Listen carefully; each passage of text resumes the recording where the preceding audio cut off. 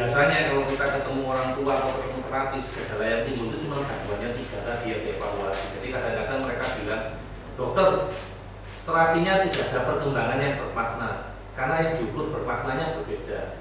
Bermakna bagi mereka itu adalah perbaikan komunikasi, perbaikan interaksi sosial, perbaikan dari perilaku. Sedangkan kalau kami dari sisi kedokter, 3 ini adalah dampak dari perbaikan yang lain. Yang kita utamakan karena kami sebagai dokter adalah perbaikan dari biomedisnya. Bagaimana dengan alerginya? Apakah sekarang dengan makan frekuensi marahnya jadi berkurang?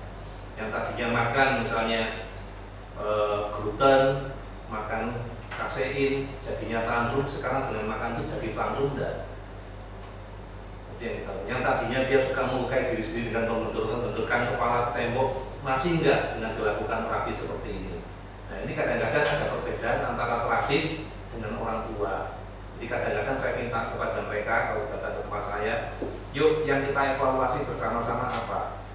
Karena kalau kita sudah ngomong tentang terapi pada anak ASD, ini benar-benar maraton dan benar-benar suatu komitmen. Jadi kadang-kadang ketemu pertama, saya nggak akan memberikan terapi. Jadi pada saat kunjungan pertama, yuk datang deh, cuma ngomong-ngomong sama saya, pasiennya nggak usah dibawa.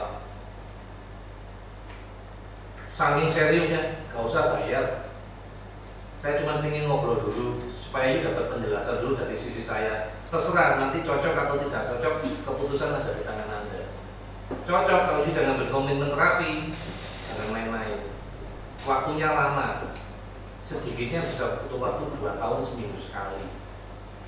Perjalanannya panjang. Ya. Ini yang selalu saya ngomong ke orang tua sebelum memutuskan terapi. Karena ini berbeda dengan yang lain, ya, berbeda banget. Kita lanjutkan lagi. Biomedis ini sudah secara saintifik, secara klinik terbukti. Ya, penelitian sudah terbukti. Jadi ini bukan barang main-main lagi. Mereka sudah meneliti bertahun-tahun. Hasilnya sudah kelihatan nyata. Apa yang dievaluasi? Tadi saya bilang, ini adalah pihak terapis, adalah pihak orang tua organisasi ini. Sehingga yang diteliti oleh mereka adalah dengan pemberian pengobatan atau pendekatan biomedis yang dievaluasi adalah bagaimana perilakunya. Ada perbaikan atau enggak di bidang perilaku. Nah, sebentar lagi saya sajikan data-data mereka yang dipublikasikan tahun 2008 ya, yang melibatkan lebih dari 5.000 anak ABK. Kenapa terapi biomedis ini penting? Karena terapi biomedis ini mencoba mencari tahu akar penyakit dari gejala ini timbul, akarnya mana sih sebenarnya. Jadi bukan cuma mencari di permukaan. Misalnya kalau kita panas, karena kita sebagai dokter umum ada ketemu orang tua itu, dok, panasnya udah mulai 3 hari yang lalu, karena saya datang 3 hari, tapi saya kasih tempat udah turun, aku nggak dibuat berobat. Nah, terus naik lagi, dok, ini dari ketiga aku nggak sembuh-sembuh, tambah panas, saya ke dokter. Nah, inilah biasanya kita lihat cara berpikir orang tua, yang penting gejalanya hilang dulu. Panas hanya dikasih simptomatik, gejalanya hilang, tapi akar penyakitnya belum. Apa yang menyebabkan panas tersebut enggak. Nah, terapi biomedis ini mencoba membantu mencari akar penyakit dari gejala tersebut timbulnya dari mana. Yang dibuktikan dengan cara pemeriksaan laboratorium, scientific research, pengalaman klinik, dan dari pemberian nutrisi ya, oleh organisasi dan autism.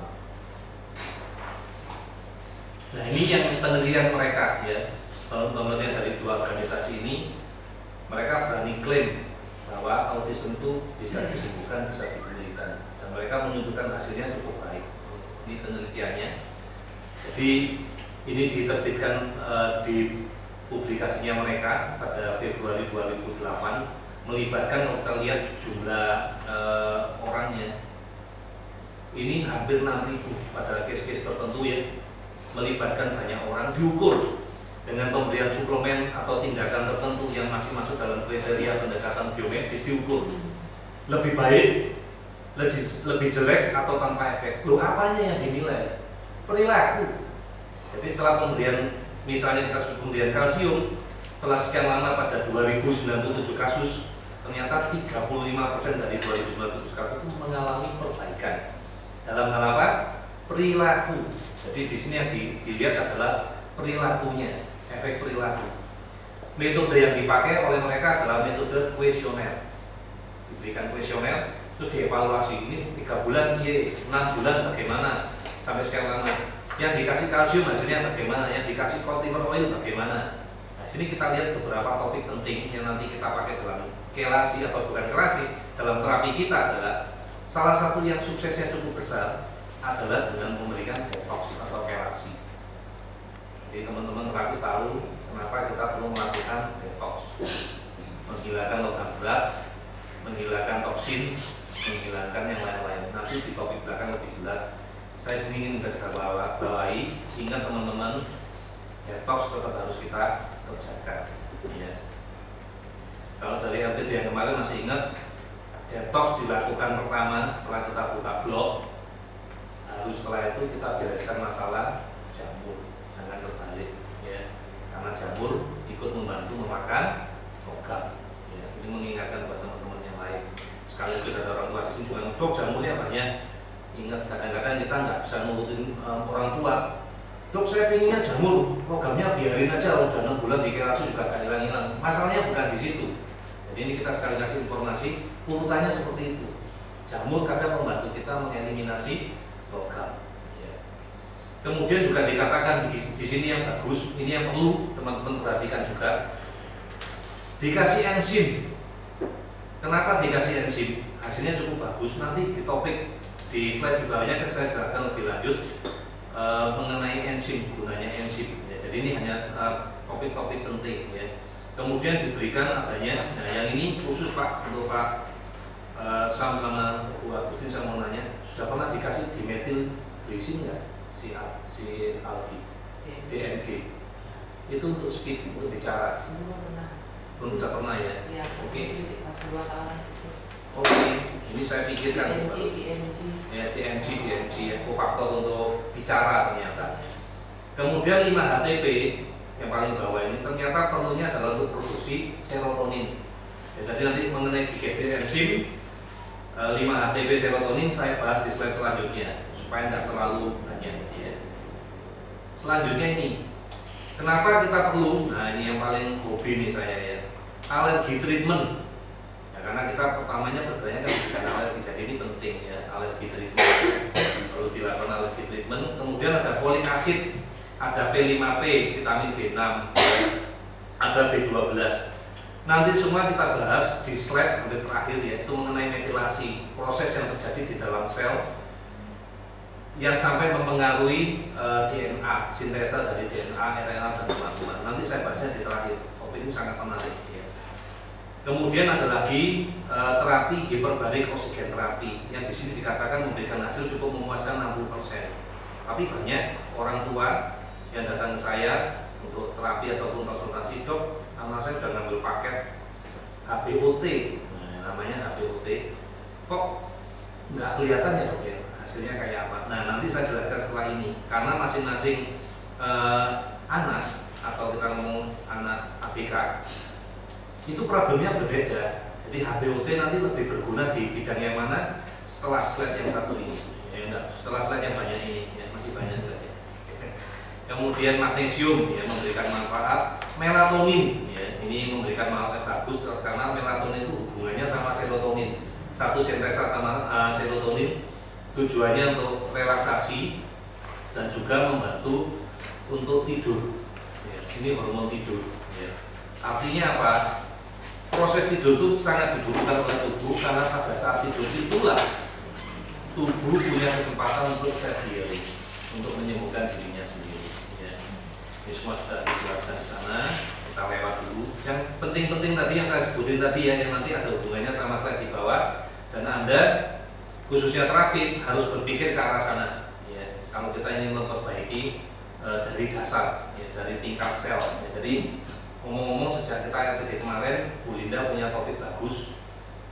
Yuk kita sekarang maju lebih lanjut, yuk kita ngomong ke neurotransmitter sama sel. Kita rasa topik kita nanti lebih banyak ke arah sel. Kita udah gak ngurusin lagi yang gejalanya ini kayak apa. Kalau selnya udah bener, otomatis yang lainnya akan bener. Ya. Ini akar masalahnya di sana. Nah, ini beberapa produk yang dipakai, kita lihat tadi ada transfer faktor, vitamin A, vitamin B3, B6, vitamin B12, vitamin C, sama zinc. Ya, zinc. Ini kita lihat masing-masing efektivitasnya, kita lihat. Ya, kita lihat lagi-lagi B12 ini menunjukkan hasil yang bagus. Ya. Cuman beberapa saya tanya ke pasien, efek samping yang suka kelihatan pada pemberian vitamin B12, metil B12 itu adalah anaknya jadi jauh lebih aktif. Jadi aktif dok anaknya dok. Bicaranya oke tapi aktif. Ya. Kalau zinc ini lebih banyak untuk ke daya tahan tubuh. Ya. Nanti kita lihat semua proses ini yang saya sebutkan ini ada di proses metilasi. Ya. Sangat menarik. Dan kita harus sadar bahwa kita itu sekali kita ini nggak usah mereka kita cek kekurangan. Kita lagi minus. Ya. Ini masalah diet ya, yang dievaluasi. Jadi memang diet ini sangat berguna, terutama GCFC, ya, gluten free, casein free, yang memberikan manfaat. Nanti apa ceritanya ada setelah ini? Ya. Saya akan sebutkan kenapa yang ini efektif sekali. Ya. Ini ada telur, ada susu, ya, ada gula, ya, semua memberikan manfaat. Manfaatnya apa? Setelah slide, ya, ini baru penelitiannya mereka dulu, yang sudah terbukti, sudah teruji, dan melibatkan lebih dari 6.000 orang ya, penelitiannya. Jadi ini patut dicoba, patut dipertimbangkan. Ini apa aja sih kelainan-kelainan biomedis yang ini nggak selalu ada, nggak selalu ada pada setiap anak, nggak selalu ada yang ada yang nggak ada, karena spektrumnya sangat luas. Ini saya coba memberikan gambaran secara umum ya, kelainan-kelainan biomedis apa aja yang ada. Ya. Jadi kita balik neuro, gastro, imuno, genetik, sama lingkungan. Jadi kita gak bahas yang lain-lain, saya cuma bahas neuro, gastro, imun, genetik, sama lingkungan. Oke. Pertama kalau ngomong genetik yang diomongin itu apa? Kromosom. Yeah. Saya nggak tahu berapa banyak orang tua yang punya ABK yang memeriksakan kromosom. Sudah. Lalu setelah ketemu diapain? Ternyata memang kan dibawa ke apa? Dikirim ke profesor di Undip. Jadi dicek sama kromosom XY gitu ya. Iya. Itu memang tidak ada normal. Ya. Ada apa? Maksudnya ya normal sebagai orang. Oke. Berarti nggak ada masalah sebenarnya. Tidak ada masalah. Okay. Ya. Jadi genetik nggak terbukti. Maksudnya dalam kasus anak saya ya. Mudah-mudahan enggak. Jadi berdasarkan buku ini lagi-lagi nih dunia baru buat saya ya. Saya lagi passion saya ke bidang kromosom ini karena saya lagi punya teori untuk stem cell. Ya, jadi saya lagi ribut sebulan ini lagi ributin masalah ini aja. Jadi menurut buku kromosom yang terganggu itu nomor 2, nomor 3, nomor 7, nomor 15 dan kromosom X. Menurut buku. Tapi kenyataannya dengan ASIRA ternyata kita bisa periksa kromosom yang mana yang terganggu. Cuman jujur saya waktu itu belum mengerti caranya membaca, caranya menerjemahkan. Jadi saya minta izin kemarin sama Ibu Linda, kalau saya boleh pergi, saya mau belajar ASIRA sekali, saya mau nanya yang masalah ini, Bu, yang saya nggak ngerti ini. Nah, sebelum nanya ternyata udah dapat ide, dapat bukunya. Kromosom 2 itu lebih banyak terkait dengan masalah keterlambatan berbicara. Ya. Kromosom 3 sama kromosom 15 itu kaitannya dengan neurotransmitter. Nah, apalagi neurotransmitter nanti kita jawab, kita bahas di belakang. Neurotransmitternya khusus namanya GABA. Ya. Ini bukan GABA-nya padi, lain, tidak pakai H. Teman-teman ingat waktu kita diskusi RTP kemarin untuk menenangkan, untuk relaksasi, untuk pasien siapa saja, tidak cuma untuk autism. Ada 3 neurotransmitter yang kita pakai. Nomor 1 apa? Serotonin. Nomor 2 melatonin. Nomor 3 GABA. Siapa yang belum punya? Cepat-cepat order. Ini aku gak jualan, tapi penting untuk pasien siapa saja, terutama juga pasien yang gangguan tidur. Kita bisa kasih ini karena neurotransmitter ini bisa membantu memberikan relaksasi. Ingat, dengan pasien bisa tidur, sebagian besar problemnya selesai karena proses tidurnya telah self healing.